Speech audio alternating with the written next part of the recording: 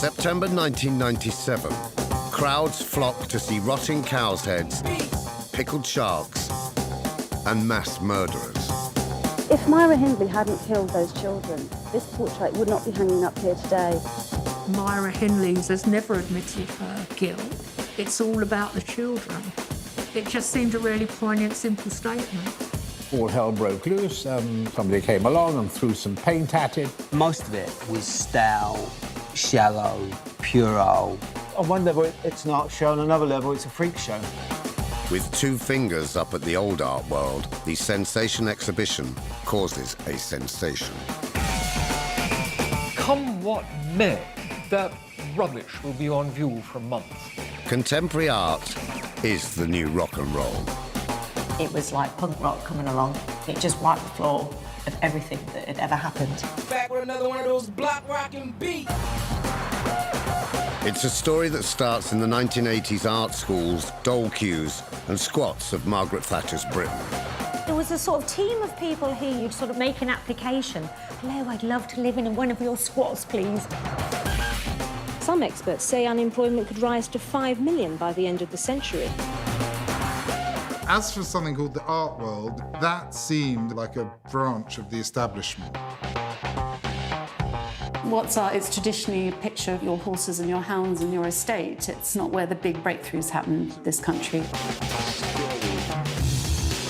Drenched in punk rock spirit, a group of upstarts throw a grenade, rocking the establishment. It was people dancing, having a cultural event in the ruins of factories and warehouses. When the audacity to defy convention fuels an explosion of creativity. That is a total change of rules. When there was an opening, people kind of migrated to it like it was a kind of an area of great worship. There was a lot of free drink, and there would be fights, comfortable mayhem. When the world of art, music and fashion swaggers with attitude. A time of dramatic change that the world is watching. Now it's England's time, the little tiny island's time. Let's have it.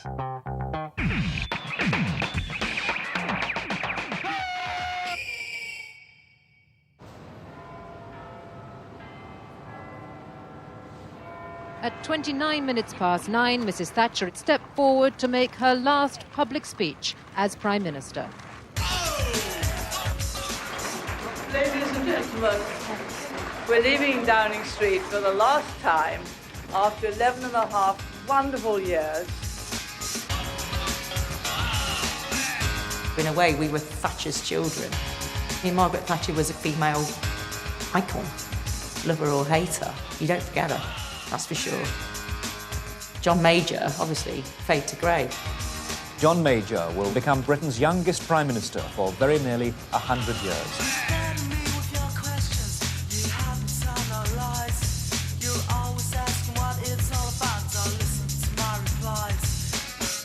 I hope in the next few years to build a society of opportunity, a society in which what people fulfill will depend upon their talent, their application and their good fortune. I believe very firmly in the 1990s that we will have a decade of the most remarkable opportunity. You're unbelievable. John Major's idyllic vision for the new decade is short-lived. A devastating recession and housing crisis hits Britain hard. However great the growth in home ownership during the 80s, the 90s have brought nothing but misery for many. 750,000 people are already 2 months in mortgage arrears, and in the past year, 50,000 families have had their homes repossessed by the mortgage lenders. You're so unbelievable. Recessionary gloom in the city is more than matched in Bond Street, centre of the fine art market. Christie's have seen half-year profits collapse from £40 million to £3 million.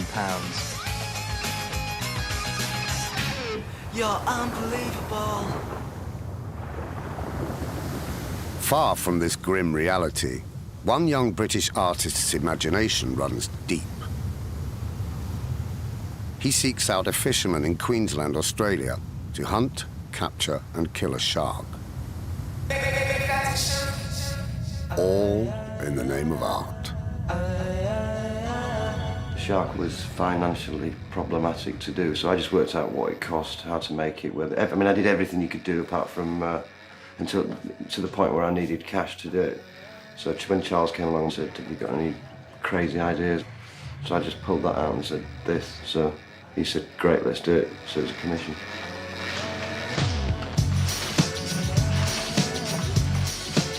Collector Charles Saatchi reaches for his checkbook.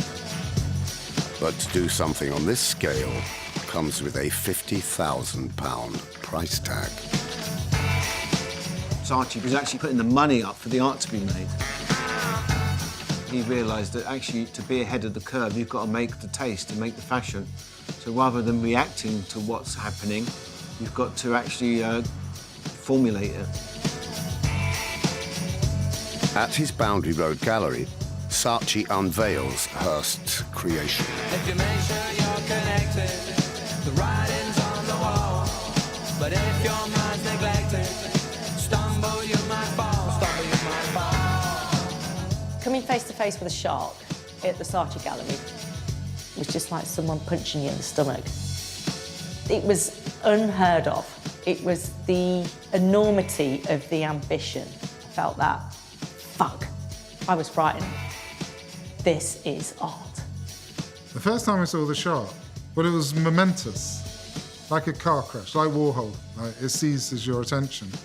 I got it. It had impact.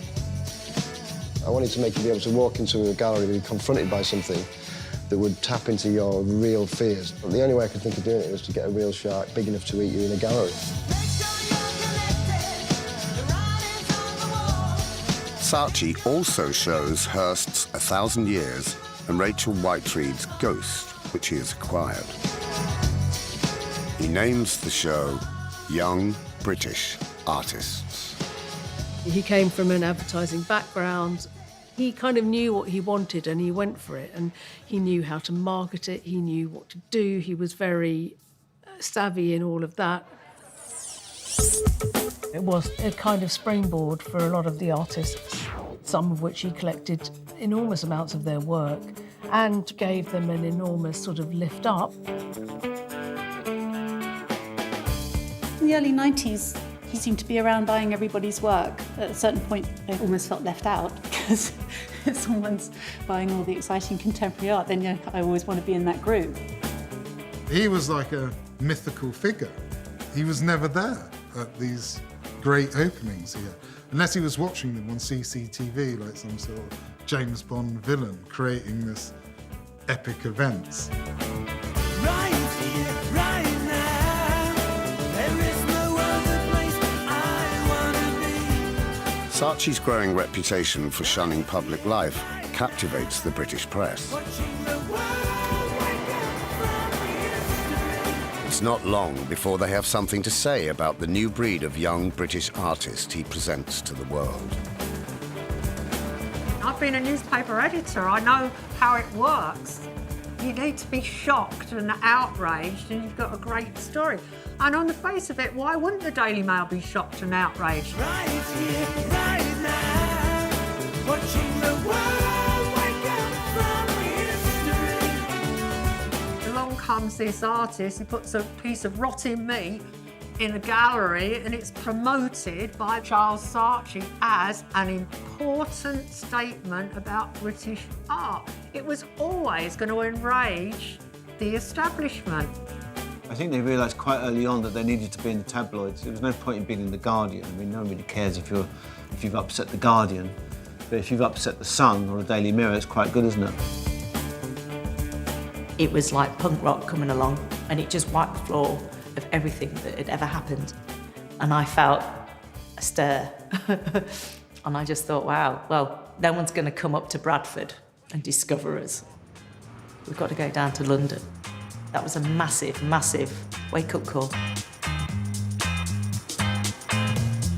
London may have more opportunity than Bradford, but the old institutions like the Royal Academy and the handful of established galleries that showcase and sell contemporary British work have little room for new artists hoping to break through.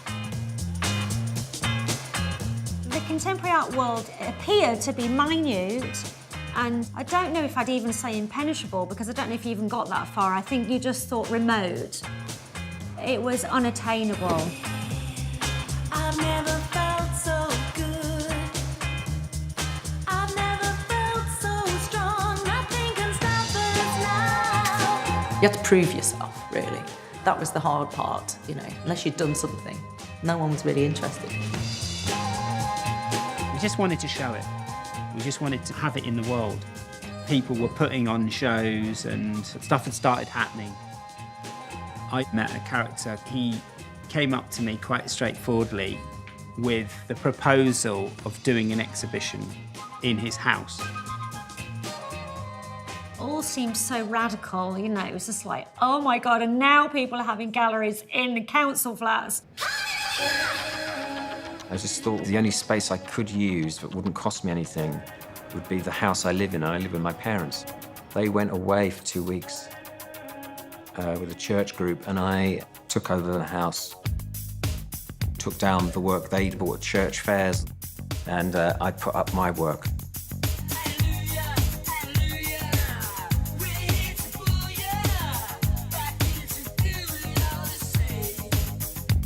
My parents had no idea I'd done it, and they didn't know until probably about 7 or 8 years later. My mother was horrified that I'd left the toilet seat up in the toilet. So suddenly there was this intimate community, you know, that sprung up as a result of like confidence, competition, inquiry, because everybody's like, I better go and have a look.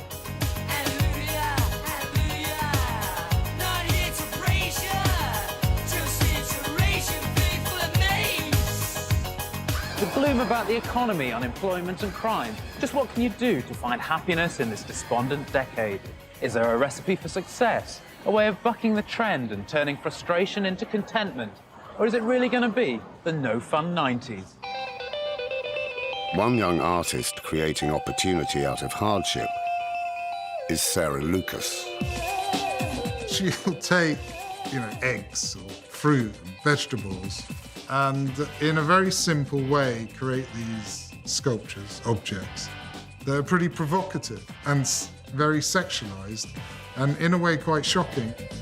Something really punk about it, and it's crude. More impressive. To present her latest show, The Whole Joke, she takes over a disused shop. Organic eggs, please, if you've got any.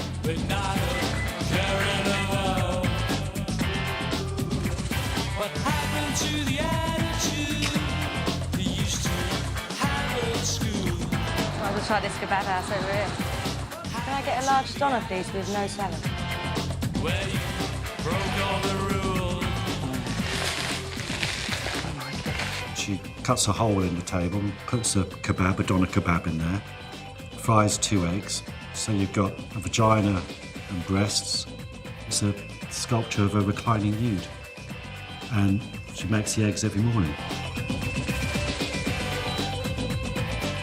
At that time, lots of young people put on exhibitions, and Charles Saatchi went to the deepest corners every Saturday or Sunday or both, and basically checked what was going on and went to visit. The artists must have been shit scared when they knew Charles was coming.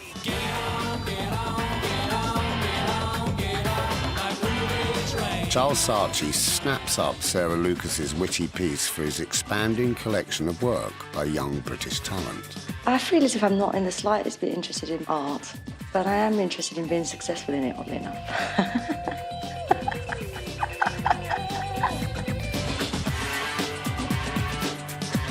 I mean, it's such a big deal that Saatchi would come in and he would literally buy up your whole show. He had the run of everything, really. We've never had that kind of attention before.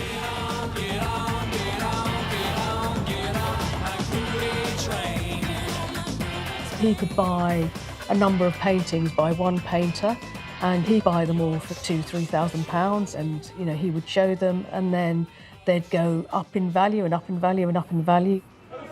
Bacon! 91! Is that bacon? In what's already being dubbed as Black Wednesday, the markets gave the pound a massive vote of no confidence. Nobody's quite sure what the hell's going on. There's a great deal of confusion out there.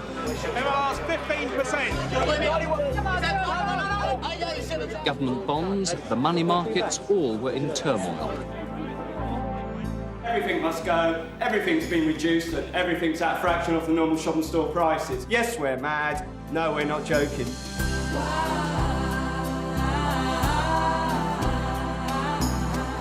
When I left art school, it was the first time I really came up against the real economics of the world. Things had one value one moment, another value the next. People were literally losing their homes, and London really felt like it was closing down. How many times do I have to try to tell you that I'm sorry for the things I've done? Closing down sale. It's really my reaction to what was really going on. London was pretty down, you know. People didn't have any money. There was only one way, which was up. I always quite like a recession in a way because there's going to be a renewal. People are going to do creative things. People are forced to reinvent themselves. It was the beginning of a very interesting time in Britain. Despite the hardship, or perhaps because of it, there's always been an irrepressible spirit in the East End. A raw, sometimes seedy zest for life. To fuel their creative spirit and ambition, many young artists head to East London. With money tight, the possibility of cheap rent and unused space is a big draw for a developing art scene. I was blind, now I can see. You better believe her. I done met. East London at that time, it was quite desolate. There was nothing really there. There was no infrastructure. It was warehouse buildings. There's a lot of factories. There's like printing workshops. Businesses were going bankrupt, and so there was a lot of empty warehouses. I remember Gary Humane, Gary Hume. He literally was just walking along and he just found a studio. I was living above a funeral director's, but the funeral director was empty. So I got a saw and I cut a hole in the hall to make a doorway into the funeral director's. And I think maybe he squatted that. I mean, it's literally abandoned space. It's like it was unpoliced, because nobody really lived there, really, so you could kind of get away with a lot. On a weekend, the whole area was a desert. There was just nobody there at all. It was so desolate. You couldn't buy anything around there. There was no cash points. You couldn't get any money out. It really was sort of no man's land. It was absolutely petrifying, the whole area. I didn't feel safe cycling. Somebody's going to push me off my bike and murder me. It was still a very, very raw part of London, but it was brilliant because of that. It made the rent affordable. A lot of people, a lot of artists and creative people living there. I went straight down to the local estate agent and I said, yeah, we're looking for somewhere. First place that we got shown was over 3 floors. We lived and worked there. It was just the best. It was a no-brainer.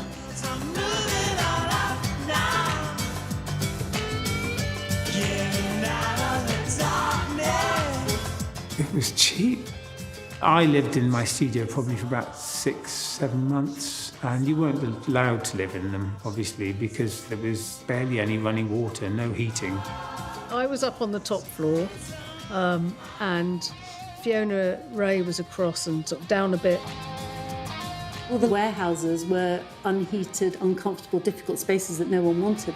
I remember Fiona had a sort of bubble wrap nest that she'd go and sort of go and lie in and sort of warm up, you know. So, you know, we all had these I had hot water bottles that I'd tie to myself, you know. I mean, it was kind of crazy, but it worked somehow. You know? It's like the rats and the artists, isn't it? They move in because no one else knows what to do with these spaces.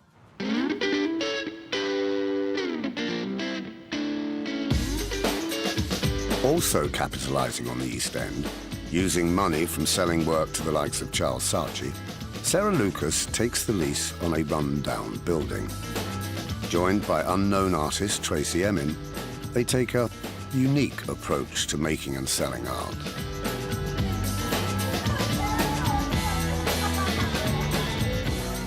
It was was where they lived, it was where they worked, it was kind of what it had to be at that moment. So I suppose at one point they were making stuff there, the next point they were showing it, the next point they were having a private party to promote their work. There's no other way, there's no other way. All that you can do is what's there. It was a fantastic crucible for both Sarah and Tracy.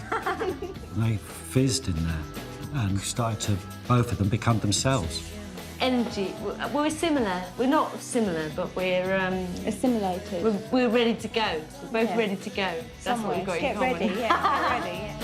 There was such a thing as a gallery, and generally that's a place where you put your artwork. You have an intermediary that's there that tries to sell the work, and that's the way it operates. So to open a shop was like a perverse sidestep. And it was deliberately low rent. Everything that was in the shop was pretty cheap, you know, 10p, 50p, £2 kind of thing. And there were little homemade badges and little T-shirts with drawing on them, mugs with pictures glued to them. We just got a photocopy done, stuck it on the bottom, sold it for tons of money. Humour was a very important part of their art. They were able to express in very witty and funny ways, so they saw the funny side of life. I think we make really fantastic things. People are happy here. So everything in there was kind of like a parody of a tourist-style shop. Tat. Complete arsehole, that's my T-shirt. I made that on purpose because I woke up one morning feeling really terrible. I thought, I just need to declare it. Yeah, publicly and openly. Like me, my T-shirt is yes on the front. The sun does move around me on the back. It was a party space, everyone coming back after the pub for a drink and trashing the place. Very sort of up yours work. And they'd stay up all night drinking and, you know, making all these, you know, funny souvenirs in a way. They were sort of souvenirs of their art. They had these all-nighters on a Saturday, and sort of being in there was a sort of viable tension in the air. And we could call it excitement, but essentially it was just sort of stressful almost.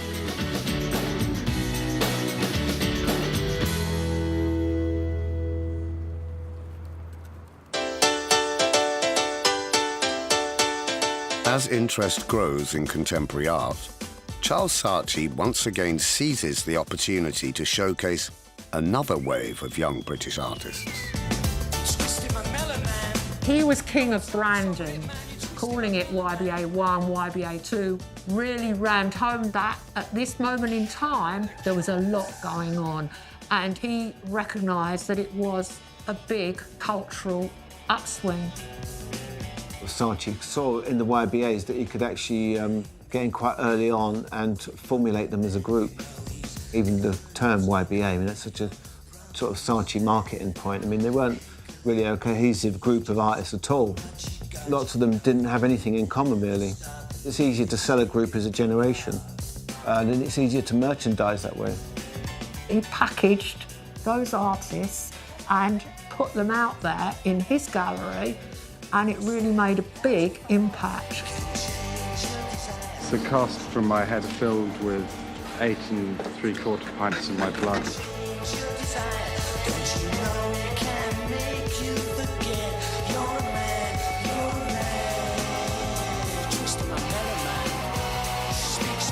The real significant thing that shifted between me going to art school and then leaving was you could see that there's this absolute move over towards the entertainment industry.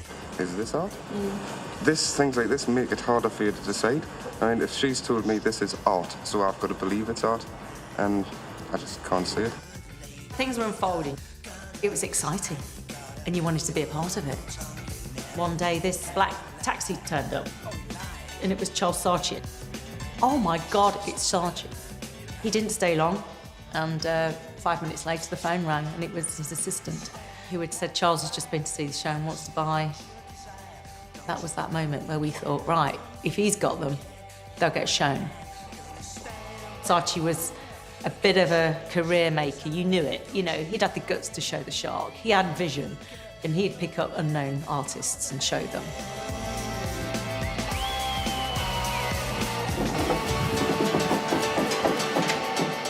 One of those Saatchi backed early, Damien Hirst, is the rising star of the young British artists.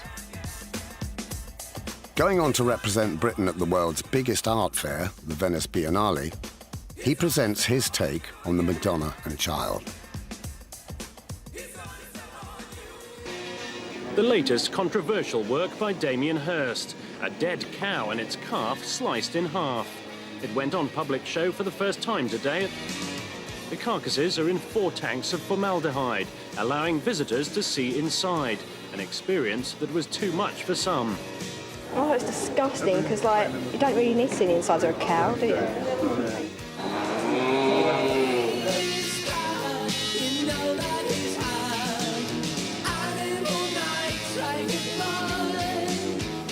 This is an anatomy lesson. It is ghoulish and gory and singularly unpleasant.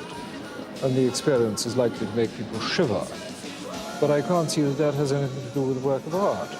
I think people who say that what I do isn't art, you know, it's very easy, I think, to say what isn't. It's very difficult to actually do something. And with a lot of my work that's exhibited in a space, you get maybe the fly piece, the sharp piece, you know, people who don't even like art go kind of, ooh, you know, it's just an interesting object. I hope it makes the world richer, you know, people like to see things like that. If they just go, ooh, wow, that's fantastic, you know, I'm really pleased.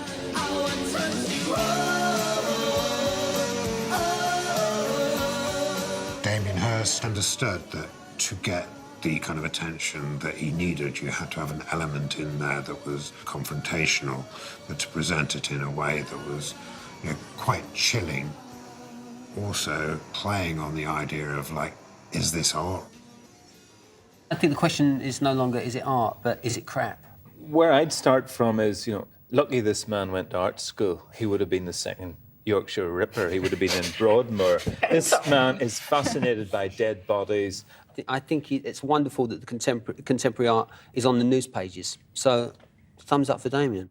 Art suddenly was newsworthy in a way that it hadn't been before, and a subject of common discussion, and that's brilliant. While much of the work might not be to everyone's taste, there's a growing realization that this movement can't be ignored. More and more established galleries begin to showcase this new British art. To go to a private view meant free booze. It was a free night out. You'd have to travel across town somewhere, but it was also like join the army, see the world. It'd always be like cheap red and white wine, and you could get trashed on that. Drinking culture is absolutely a part of it. You know, because every private view was like a party then. Drank huge amounts of beer, and all under the auspices of, like, you know, art.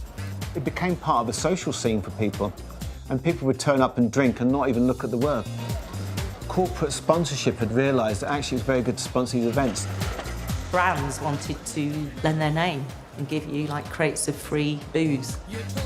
You were cordially invited to the exhibition of this, and the most important thing was sponsored by. Sometimes you'd go and you'd get Perrier Jouet, and you'd be like, what the hell? This is the life.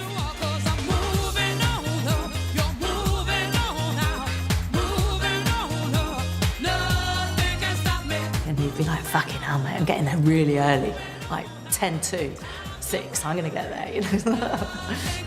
You'd walk around until the booze ended at the shows, seeing the most incredible art for the first time. Everybody was trashed and no one was eating anything. There weren't no vol-au-vents. They did all really support each other. They kind of bootstrapped each other into the stratosphere, I think. We're going to dance. We're going to dance. We're going to dance and have some fun.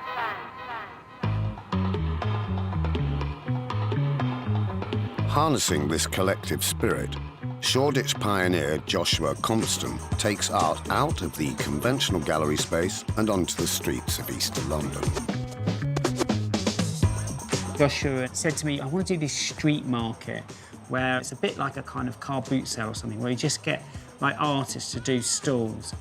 He wanted the real artists there, and I really related to the idea.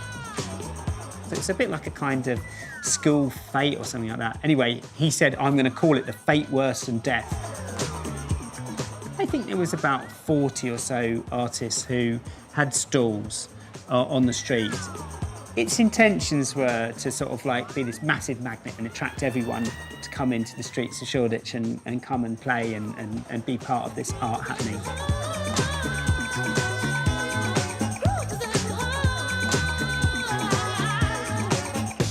Josh invited all these people along to come along and sort of run a stall. So, for example, Tracy and Sarah ran a tarot stall where they could read your palms and tell you what's going to happen in the future. Gavin Turk did Bash a Rat. He turned up with a drain pipe and dropped a sock down it, and you had to try and bash it at the bottom to win a prize. I remember Damien Hirst and Angus Fairhurst dressed as clowns, making spin painting. Now then, if you like to paint, but one of those people who never really knows what to draw, I've got the perfect thing for you. Add a bit of red, liberally, and switch. And no one really knew that it was Damien Hirst and Angus underneath these costumes dressed as clowns, so a lot of people bought the spin paintings, which they sold for the princely sum of £1 each, and then folded them up and put them in their back pocket to go into the Bricklayers Arms, the pub, for a drink. And of course all the paintings stuck together and ruined them. And are now worth thousands of pounds because they were the original spin paintings that went on to be done on a larger scale. I made some little snow shakers. I removed the images of like Big Ben and the Tower of London and put in little photographs of homeless people sleeping in shop doorways. Hopefully poignant because there were homeless people in the snow. It's called House, an inside-out mould of a home made by filling an old house in East London with reinforced concrete, then taking away the walls. But what is it for, and is it art? At this time in London, there's a lot of urban regeneration. There was a lot of kind of movement in the sort of social housing market. And there was a lot of right to buy going on with social housing, so a lot of the council stock disappeared. It was always meant to be a political piece. 1993 winner of the Turner Prize is Rachel Whiteread. I was the first female winner, but in the same day I also won a prize for being the worst artist by the KLF, whatever.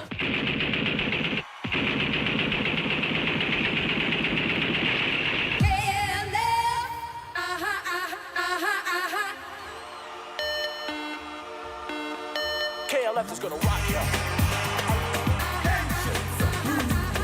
Rachel Whiteread found herself caught up in a concerted campaign to discredit the whole basis of the Turner Prize in a spoiling tactic mounted by a group calling themselves the K Foundation. As a bizarre and pricey comment on the state of contemporary art. They gave me £40,000 and I didn't want to take it, and they said they were going to burn it if I didn't take it. The £40,000 prize money was nailed to a picture frame and chained to the Tate Gallery. This is Rachel's award. Can we hear it for Rachel? So I then took it and then spent a year giving it away. So that was a bit of a pain. House is always intended to be temporary. It has polarised opinion, and despite appeals for its preservation, the sculpture is set for demolition. My personal opinion is that it's a monstrosity, absolutely grotesque. It doesn't fit well into our environment. She, of course, now is weeping loudly in public.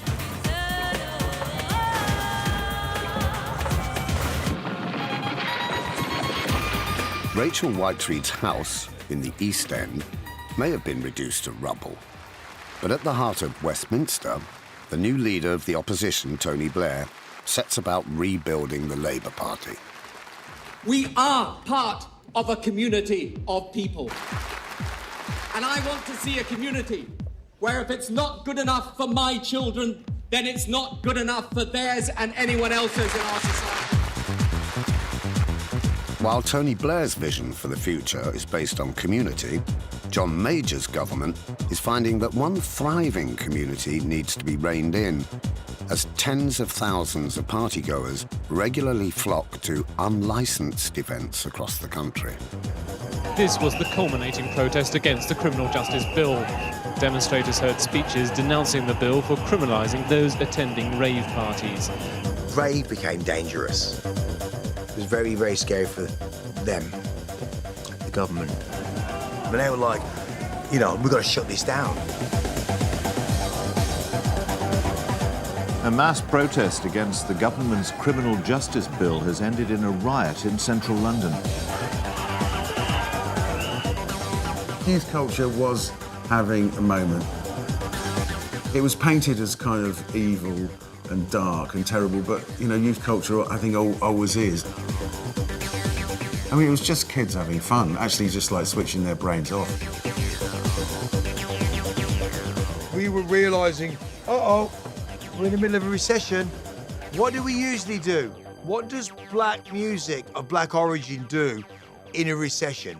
It makes more music. That's what it does. So we were making some of the darkest, disgruntled tunes. We'd go out on a Friday, I'd hear a tune and go, oh my God, oh my God. I'd go to Mark and he'd go, Mark, Digo, they're the studio in Dollar Hill. You wanna hear this tune, man? We'd come up with something and then we'd put it together on a Tuesday, because after the weekend you're twatted. Weekend twatted, recover on a Monday, which was my weekends, most ravers' weekends, Monday. Tuesday, I'd tell them about this mad idea. Wednesday, I'm in the studio, putting sounds together, samples, getting everything I could to sound like, emulate this sound. Thursday, arrange it. Friday, go and cut it.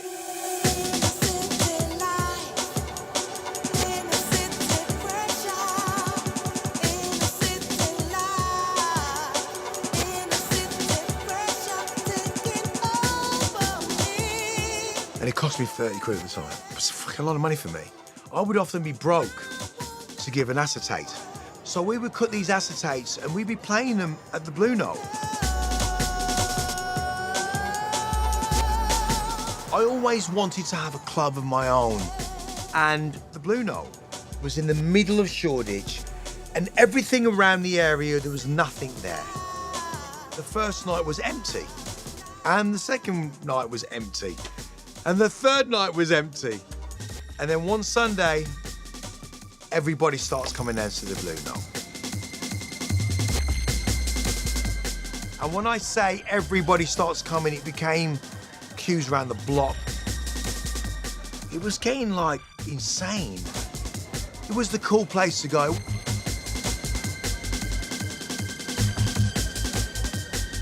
So there was lots of people, they weren't part of the art world or anything. They were just people who worked in media, who'd moved to the area because they thought it was groovy. Good.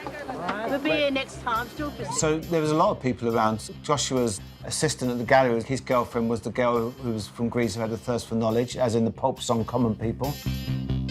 She came from Greece, she had a thirst for knowledge. She studied sculpture at St. Martin's College, that's where Jarvis Cocker, who sang the song, was around quite a lot. Alexander McQueen had a place on Hoxton Square. There's a sort of cross-pollination in London. I said, in that case, I'll have room with Coca-Cola. She said, fine. Got a job in a shop, a little shop called Sign of the Times. For a period of about 2 years, it was the place to go. She said, I wanna live like common people. It's become a mecca for fans of kitsch. What your mother might call good taste is not the order of the day, but anything bright, funky, and truly original certainly is. The shop was a place to go and get information about what was going on. It was a very important social hub for people, to connect people. It was a real hangout, and a lot of club kids used to go there and wear the young designers out at her party. The shop made these big parties, very flamboyant parties, and I started taking pictures of the parties they had. You wanna live like common people. Bjork was like a very regular customer, very friendly with everyone in the shop. Wanna sleep with common people. Bjork had moved to London. She obviously understood that something was happening in London at that time, and that was a place to be.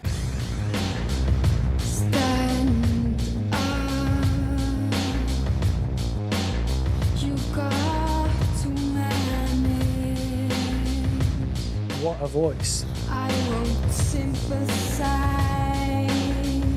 So she was taken from fashion, taken from art, conducting it into one sort of powerful, creative force. What she did with music videos was incredible. I mean, they were a sort of slightly commercial, not very interesting format, and she turned them into a micro art form. She just kind of transformed that medium into something incredibly artful that, for me, was as important as what was going on with the YBAs in terms of what was shaping culture.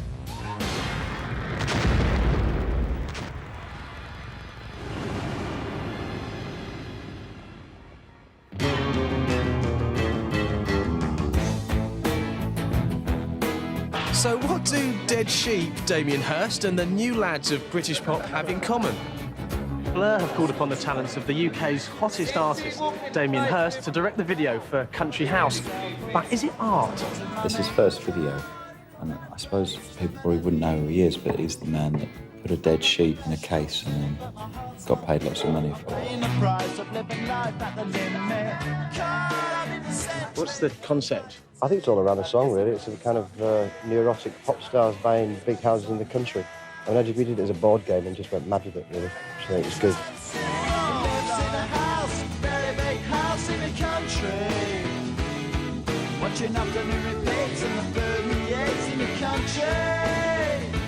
Blur's star and Damien's star were kind of both in the ascendant, and we needed to make a video. So, Damien, do you fancy it? Blur make a video with leading artists, you'd expect something sort of highbrow. But Damien basically wanted to make a Benny Hill video. Anything I learn in doing a pop video will just go straight back into the art. I'll be writing songs next. London is fast becoming a hotbed for young creative talent. Tasting success, they travel uptown to London's West End and exclusive members clubs like the Groucho. The Groucho Club was right in the middle of Soho, open till really late. The upstairs bar was somewhere where you could run into, you know, comedians like Keith Allen.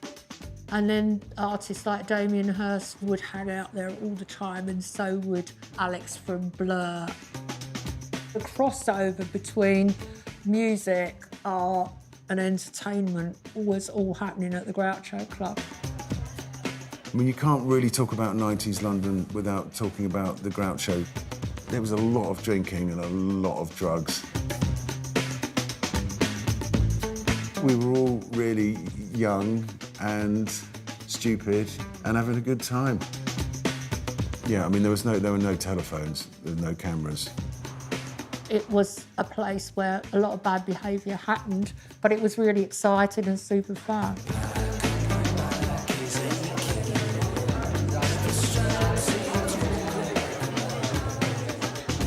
There was a lot of interest in the sort of YBAs and what they were doing. Were they taking drugs? Were they drinking? Were they partying? Were they hanging out with pop stars? There was a sort of wave of interest. They were so young. They behaved exactly like people do. Can't tell you how daring they were, all of them, about what they did, the way they lived. Can't you behave yourself for a minute? This was the beginning of, we don't do pubs anymore. We go to wine bars. And why do we? Oh, well, because we've got some money, and that's what grown-ups do. I was never at a party where they honoured Noel Carr. Another week, another launch party. These days, London's smart set is simply spoilt for choice.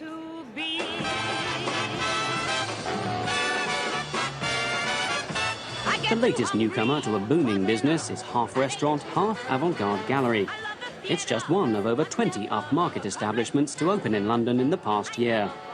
And these days, even the ones which have misplaced the ashtrays can be booked solid weeks in advance. I started the Atlantic. I wanted a club where you didn't have to be a member in a way. But it was also a time where our generation of people had just started to make a bit of money. How much do you spend when you go out? About £100 to £150 on a meal. I've certainly got more money in my pocket, and I think the recession's over. I had a VIP card, which was a silver spoon. I made 100 of them, and each one of them were numbered. Let me tell you, they were a hot ticket. You know what the silver spoon was for? Leave your mouth. That's right. 90s was insanely good. You know, parties with just, oh, Jesus Christ. Yeah, it was pretty intense. I dated a few models and done that stuff and all this other madness, and as you do.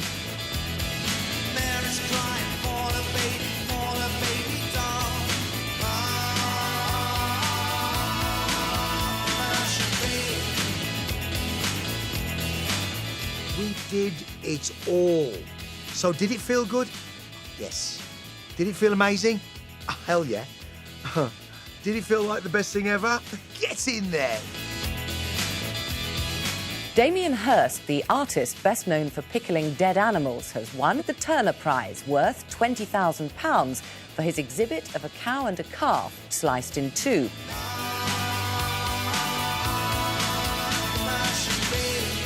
Modern art was something that people didn't engage with. They were just outraged by it. I think it's absolutely ridiculous. Someone comes away and gets £20,000 for cutting an animal in half.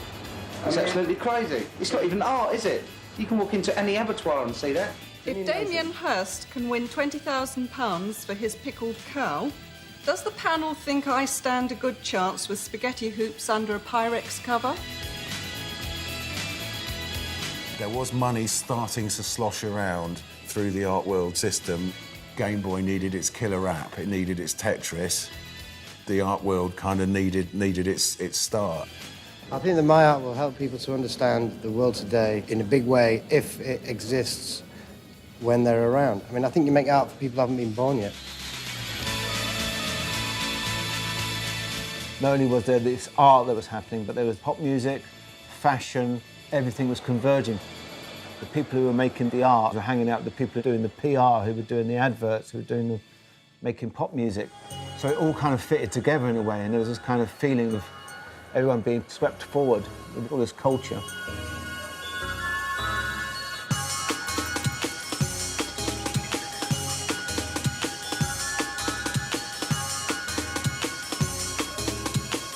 People would fly in. I met, the Spice Girls went there, and, Lawrence Fishburne passed through there, and all these other people were passing through the Blue Note. Bowie, he wanted to meet. We met in a tea shop, we had tea. He wants to make another album. He wants to come to the Blue Note. We were working together. I think we were working on a film together at the time. David would come up for a cigarette on the steps of the Blue Note. He smoked rollies at the time. And he'd come down on the steps. And I'd turn around and people would be going... I'd be like, cool. They'd be like, yeah, it is him. Yeah, cool. And he'd be like, mate, so inspiring down there, isn't it? There's lots of ideas. And then he went on to make Earthling. Stinking weather, fat, shaking hands, dopey morning, dog grumpy nose. Little wonder then, little wonder, you little wonder, you. Stuff was crackling. A lot of it felt connected. It feels like things are just crossing over or jumping around. Little wonder then, little wonder. The world was watching. The world was watching England in a big way. And now it's England's time. The little tiny island's time. Let's have it. The era of Conservative rule is over. It's a staggering Labour victory and the end of an era of British history. It was great when Labour finally got in, and it felt very much of a time. It felt like it was completely necessary, that there was going to be this change. So that felt very exciting. Tony Blair was elected. It felt like sort of, right, we've got something new, we've got something sort of positive to look forward to. The new dawn has broken, has it not? And it is wonderful. We always said that if we had the courage to change, then we could do it, and we did it.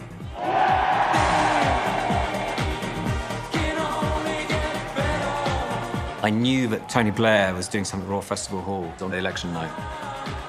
So I went to the Royal Festival Hall with some friends, and we got into the private party for the Labour Party at the Royal Festival Hall, which was just chaos. I wish I had a camera.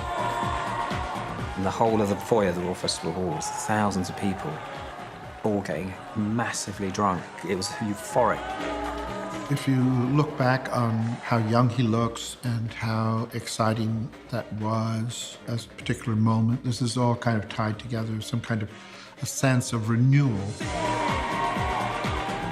Suddenly you had this youthful, charismatic Prime Minister, and it seemed as if things could only get better, which was his theme song.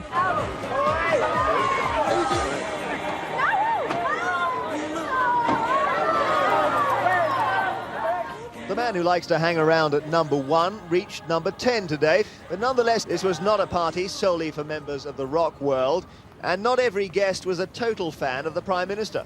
Does Mr Blair meet your fashion standards? No, absolutely not. Why not? I prefer John Major even, no, really.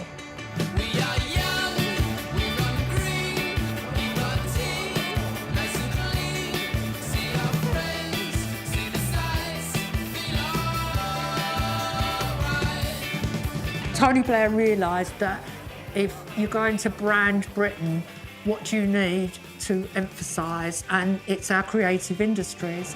And he was completely correct. It was fashion and music and architecture. That's all the best things in Britain, from my point of view, that make us a world-class power. In the visual arts, you know, we were world leaders. I just felt that London was simply the best city in the world to be in at that time.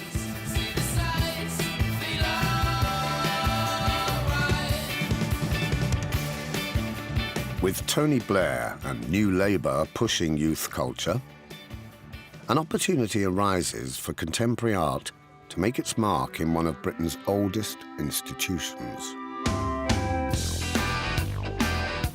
Ich habe Exhibitions Committee heute Nachmittag. Some project we had at the Royal Academy collapsed, and so I suggested we do this exhibition based on Charles Saatchi's collection. Okay, bye-bye. He had amassed a great deal of British art at that point, and the exhibition was carved out of what he had collected. We seized the opportunity of the moment to do something. I remember going to Charles's archive, and then we went through every single work of art he had, and we chose the 120 works of art to be shown in the exhibition.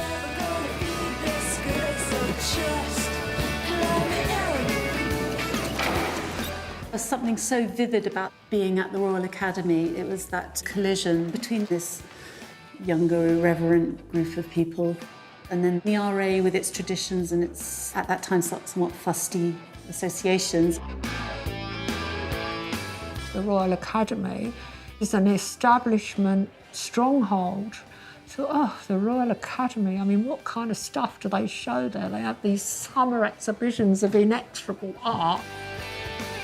I'm surprised about what is sold. Seems if you paint a cat, you're home and dry.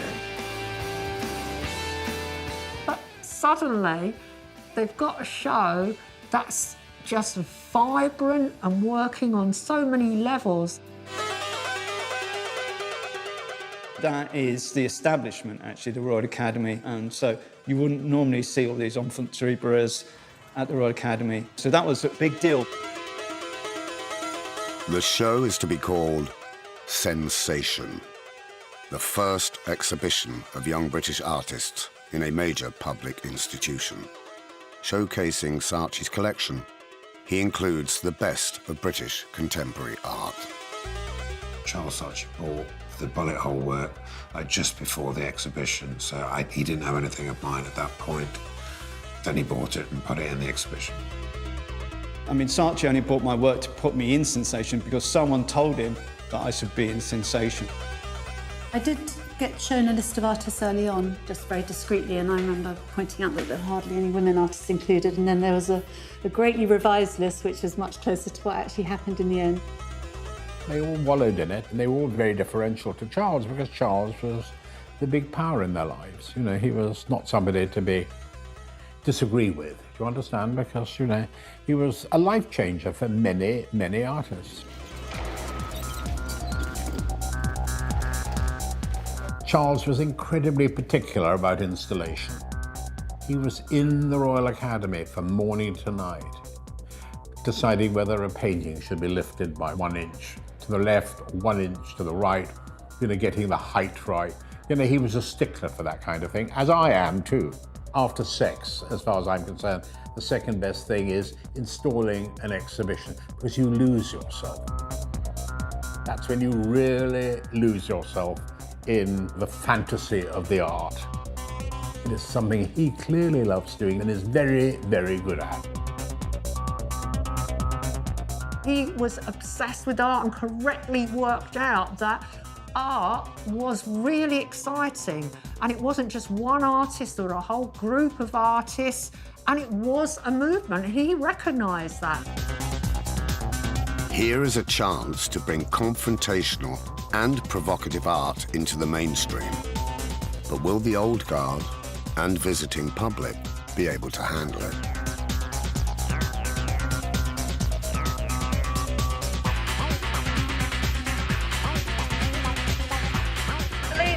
The annual exhibition at the Royal Academy of Arts has been slammed as insensitive, sick and crass. On one level, it's an art show, on another level, it's a freak show. It was just a bunch of football chants knitted together, that idea of what British people did in the 90s, drink until they're sick. At 9 million too. Sold, congratulations. He turned art into money. It's like he had the Midas touch.